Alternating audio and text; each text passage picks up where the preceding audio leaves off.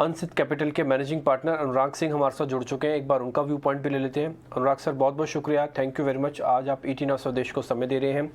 ये जो global unrest है, खासकर रशिया और अमेरिका के बीच में, आज यूक्रेन की तो मैं बात ही नहीं बोलूँगा, यूक्रेन का कोई स्टैंड ही नहीं है। जो बातचीत हो रही है वो सिर्फ अमेरिका की तरफ से और रशिया की तरफ से हो रही है। अभी जो लेटेस्ट अपडेट है वो ये है कि अगले हफ्ते इनके बीच में बैठक हो सकती है। इसको हम कैसे देखें और इस अनरेस्ट के साथ बाजार कैसे चलेगा सर?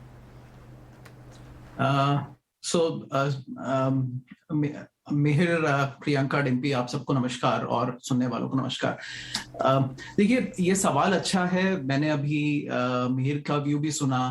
देखिए, जो कंसेंसस व्यू यहाँ पर बन रहा है ना, वो ये है कि यूएस डायरेक्टली इंटरवीन नहीं करेगा इस डिस्प्यूट में। आई थिंक ये बहुत कम लोग इसको इस तरह से देख रहे हैं। पीपल आर थिंकिंग के जब बाइडेन कहते हैं कि हम बड़ा फोर्सफुल रिएक्शन देंगे, वो सिर्फ सैंक्शंस की बात कर रहे हैं। वो फोर्सफुल सैंक्शंस देंगे।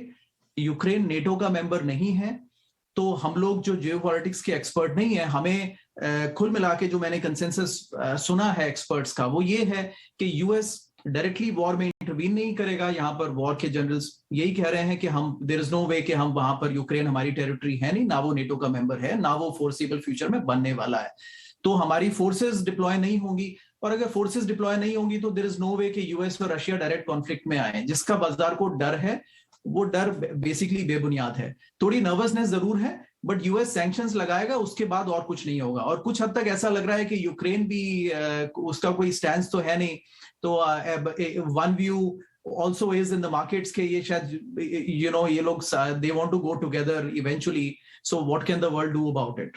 तो कुल मिला के डिम्पी ये व्यू है कि ये एक दो दिन नर्वसनेस कर सकता है, बट इवेंचुअली मार्केट्स इससे रिकवर कर जाएंगे। ऑयल प्राइसेस पे थोड़ा फर्क पड़ सकता है, बट देन उसके बियॉन्ड कुछ नहीं होगा।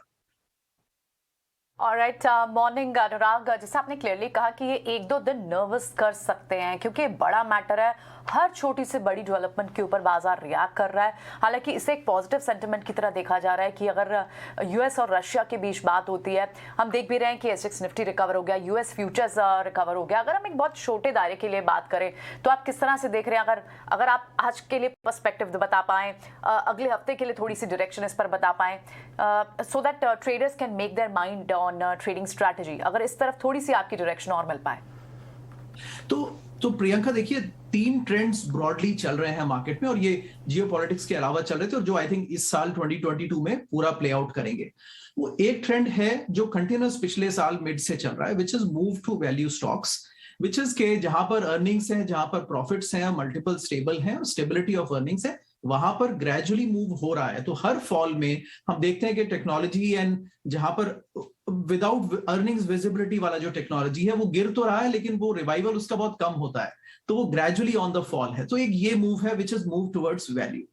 सेकेंड इज, और ये अब हम बात भी नहीं करते हैं इसकी, but Covid is over really. So ये फॉर्मल डिक्लेरेशन इसका होना बाकी है, but Covid is really over in US. So दूसरा मूव चल रहा है कि ये जो डिजिटल इकोनॉमी वाले स्टॉक्स थे, वहां से अब लोग निकल रहे हैं और real economy is in and reopening is in. So एक ये मूव चल रहा है। और तीसरा मूव, प्रियंका, जो सबसे इंपॉर्टेंट है, विच इज फेड का डेटा। फेड कीप सेइंग कि हम डेटा डिपेंडेंट हैं, लेकिन वो डेटा हर बार सरप्राइज कर रहा है हमें, और वो अपसाइड की तरफ सरप्राइज कर रहा है, जिससे मार्केट को नर्वसनेस ये है कि पहले सोच रहे थे कि 4 हाइक्स करेंगे, अब कंसेंसस ये है कि 7 हाइक्स होंगे। अभी एक कंसेंसस ये भी बन रहा है कि तकरीबन 1.5% तक तो इस साल के एंड पे फेड रेट पहुंच जाएगा, और 2 ईयर का यील्ड देखें तो 2% वो ऑलरेडी पहुंच चुका है। और वो नर्वसनेस मेरे ख्याल से 23 में भी जाएगी, क्योंकि एक खतरा ये बना रहता है कि अगर ज्यादा जोर से ब्रेक लगाने पड़े फेड को और रेट्स बढ़े तो इकोनॉमिक रिसेशन के गुंजाइश बनती है। अभी हालांकि उस पर सोचना गलत होगा।